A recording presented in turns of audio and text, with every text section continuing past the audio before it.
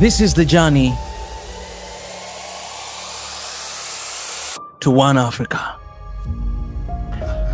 Okay, let's do this.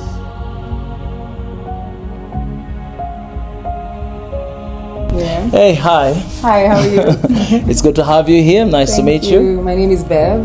Bev. Yeah. But more than that, would you mind to tell the audience, our people, who are you? Yeah. What are you doing? Yeah. Just a little bit in detail, because honestly, even myself, I don't know yet. Okay, cool. Yeah. So my name is Beverly Nita. I am an African from Kenya. I love the continent. I travel. I think I've been maybe in like 5 African countries in the past month. Wow. So, or something like that. 1 month. Yeah.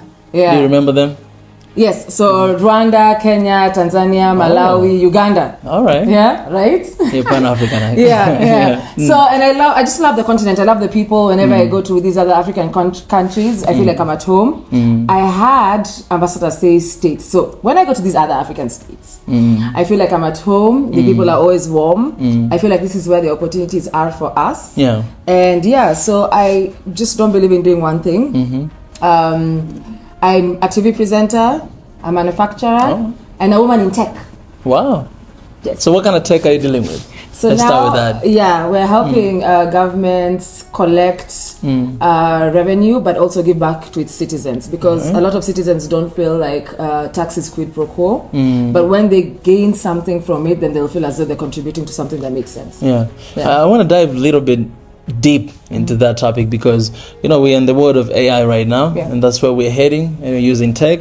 Unfortunately, the tech that we're using is not really our own, right? Someone else created, someone else invented, and that makes so much easier to interrupt the system here in the continent, if it's through satellite or just media like this, YouTube, social media. So what do you think, how long it will take for Africa to actually start innovate our own tech and utilize it for our own good and break out from this shackle of neo-colonialism? Okay.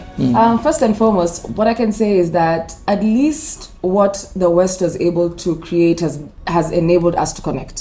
So YouTube, social media, and all those things.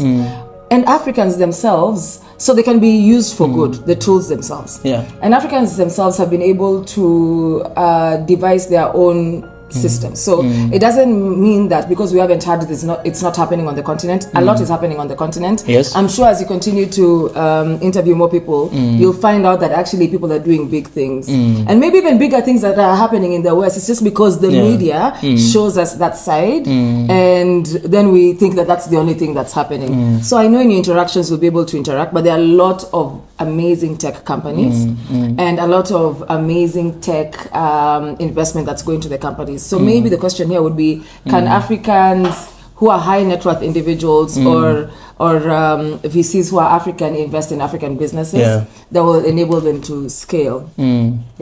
So would you mind to share with us as well a little bit of your journey, business journey, where you started and how difficult or easy it was for you to be where you are today? Okay, so in a nutshell, first of all, I still have a long way to go. So I'm still in the journey, but I've learned a lot in the journey. So I did finance and accounting in a university called Strathmore here in Kenya. So I'm supposed to be an accountant by profession, but I also love the arts. I think you can do many things. Absolutely. So I ended up in media, and then I started my manufacturing company, and then through the media stuff, because we're working in the gaming space, is when this product was innovated for collections. So I'm still in the journey and still going even as we speak. So talk to me next year or in 5 years. Let's see. And how do you manufacture? So banana crisps. So banana crisps. That's good. It's a brand called Platanos. So because of COVID, we took a pause a little bit. But we're going to get back into it. That's African banana, right? Yes, African banana from the continent, Kisii County in Kenya. It's amazing. How important it is, especially for African women, to take seat or take charge in all these different sectors. It could be in leadership, it could be in business, it could be in media, in anything. How important it is? I think it's very important because this society belongs to both men and women. Yes. And women are very important because they're the ones that actually reproduce. and create children and make sure that the population continues. So you're saying women are actually more important? No, right? I said they are important. All right. Yeah. Equally important. Yeah. All right. They're very important. Oh. We're all important. Yeah. Yes. So so it's very important because I don't understand what you go through as a man because I'm a woman, and That's you as right. a man can't really understand what I go through. So there has to be some sort of representation outside of politics. Yeah. In many different sectors. So a day at a time in this, and just by being part of the Pan-African Institute, being part of Ambassador and PLO's group teaches you a lot and opens you up. Shout out to also supportive parents who have put us in these spaces. So shout out. That's good. You've traveled so many countries in Africa. How many countries? You've been everywhere? I think we're counting 9 or 10. 9 or 10? Oh, that's beautiful. But so next year we're going to do a lot more. Yeah, but and as we continue, where do you think as a continent we are right now when it comes to gender equality, right? I mean, in our culture, the way it is in Africa, I don't want to go deep to that, but it feels like for someone like you, a woman, to break out, you need to do a little bit extra effort than what I would do, right, as a man. So you've traveled different countries, you've seen. Where do you think as a continent we are? And based on that, your evaluation, in order to get there, what should we do? I think the other gender needs to stop feeling threatened sometimes, because it's always like, why we are not equal. There's things men can do, women can't do, and there's things women can do, men can't do. For instance, women can give birth, men can't. So we are equal in our own ways, in our own different ways, right? So when it comes to the job space, for instance, it's easier for men to work in factories because of the strength and the long hours. In fact, most chefs are men, so I don't understand when people say women should be cooking. I'm like, no, that's chefs are men. So I think everyone should find their space. So if a woman feels like they really should work in a factory, go there and do that. But also that factory needs to cater for that person because it's not the same. The bathrooms won't be the same, for instance, so on and so forth. And if a man wants to be a chef, go ahead and do that, right? So I think it's just allowing everybody to be in the space with which they feel that they're comfortable. So when it comes to women and places like that, some countries are doing well. Some it has to be 50-50 in parliament and things like that.